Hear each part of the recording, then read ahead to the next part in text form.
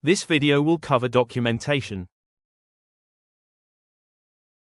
Let's start by favoriting documents. Type critical in the search box to see a list of document types, including admission, progress, and discharge. Click on the star icon next to the document name.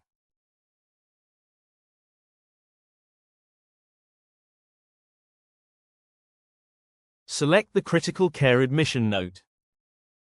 Click on this icon to collapse all the headings. The encounter date and time will auto-populate, but this can be manually edited if needed. In the Contributors and Copies to section, you can manually add other physicians as contributors or as recipients to share the note with. Medical students, residents, and fellows must select a staff physician as a contributor for co-signature on all documentation. Progress notes are an exception and do not mandate a co-signature, but learners may still add a contributor at the staff physician's direction. Click the plus icon to open the Search Contributors overlay. Search for the staff physician's name, then click Save.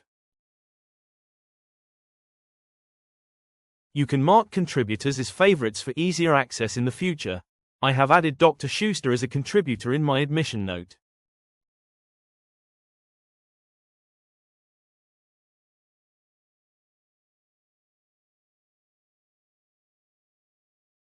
Fill in the history of present illness section as needed for the encounter.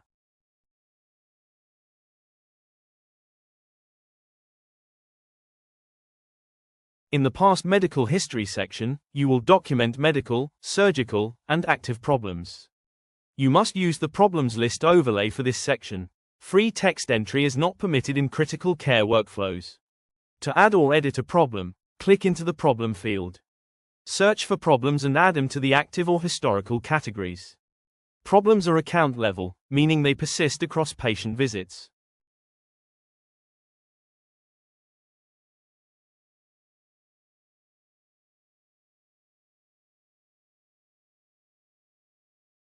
To add appendectomy to the surgical history, first, search for appendectomy. This will drop it into the medical history section. Then, simply change its category.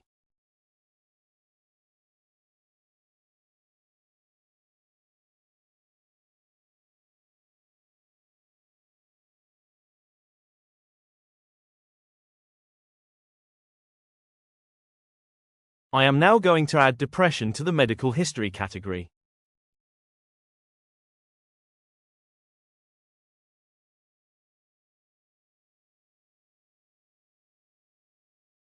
To add another active problem like sepsis, you'll first need to search for it and add it as active. Then, to specify the onset, click the onset field to launch the overlay, where you can choose between an exact, approximate, or unknown onset. Add other problems as appropriate. Complete the remaining sections. Some information, like medications and allergies, will auto-populate in a table or text format, but you can edit this content as needed. The healthcare decision-making section is a shared field. If a social worker has already completed it, please review it for accuracy before proceeding. Latest vital signs and lab results will auto-populate. Imaging results will not auto-populate, however you can copy and paste the radiology report. In the impression and plan section, rank the active problems with number 1 being the most important. Use bullet points to document the plan for each problem. This section will also auto-populate in the progress note. To insert text, click on the narrative box, then select the bullet list icon.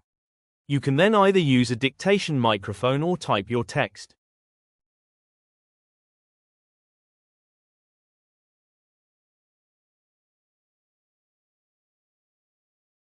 You can create templates using the quick text option.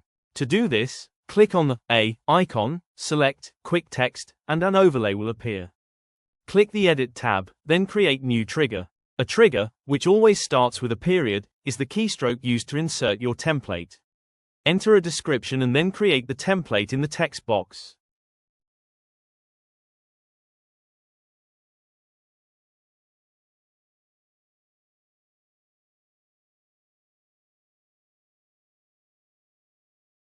Click Save and Insert. The next time I want to use this template in a narrative box, I simply type .cc admission PLA followed by spacebar.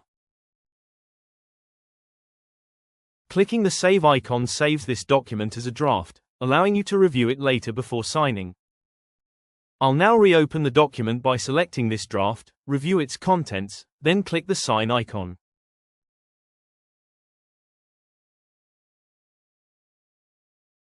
An I signed marker indicates that you have signed the document. The staff provider will then see the document in their sign queue, allowing them to review, edit, and then sign it. Once all parties have signed, the document is considered final.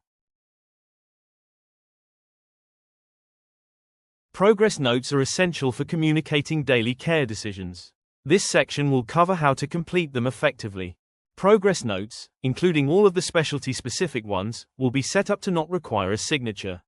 Medical students, residents and fellows will be prompted to select a staff provider in the progress note. This ensures an Fraser Health staff provider is included on the document. A student, resident, or fellow can still request a co-sign at the direction of their supervising provider.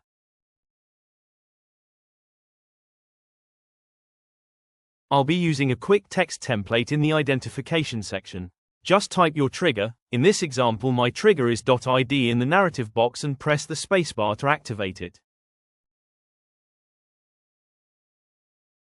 For the review of systems, I'll be using a CAN text template.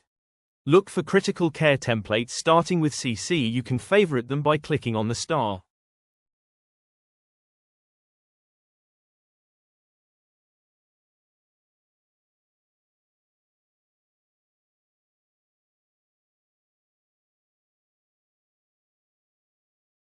Formatted data is a collection of patient information. Some sections of the document, such as critical care labs and microbiology results, will automatically pull in this formatted data. To insert a formatted data into a narrative box, click on the A icon, select Formatted Data, and then use the search bar. In this example, I am inserting home medications.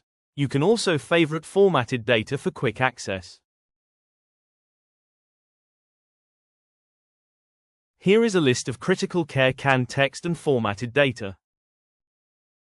In the Plan section of the progress note, it's crucial to actively manage the problem list to prevent it from becoming cluttered or outdated. Use the mass edit function to move problems from active to resolved, ruled out, or inactive.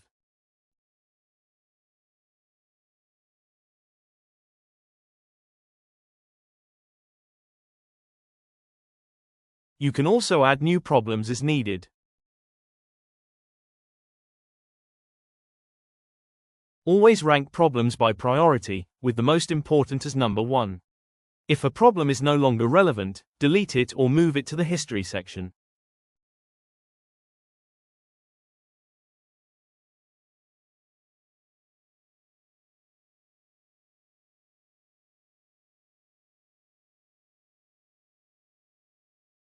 Use bullet points to summarize the care plan for each problem. Include concise, actionable items for clarity. Use the best practice section for DVT prophylaxis, goals of care and more. Use the CC best practice CAN text as a guide. Once complete, sign the document. You can pull sections of a progress note written by other providers using the View Previous function. You can pick and choose which parts to include in your own note. Always proofread before saving your document.